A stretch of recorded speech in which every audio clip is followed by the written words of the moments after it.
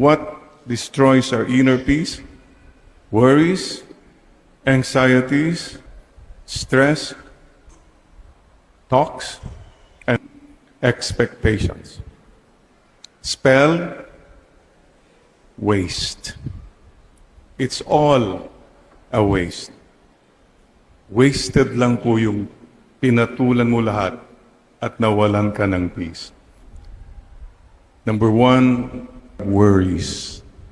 Matagal mo nang minuworry yan, pero buhay ka pa rin, di ba? Nakakalampas pa rin. A, anxieties is all about the future. Leave the future in God's hands and you'll have peace. S, stress.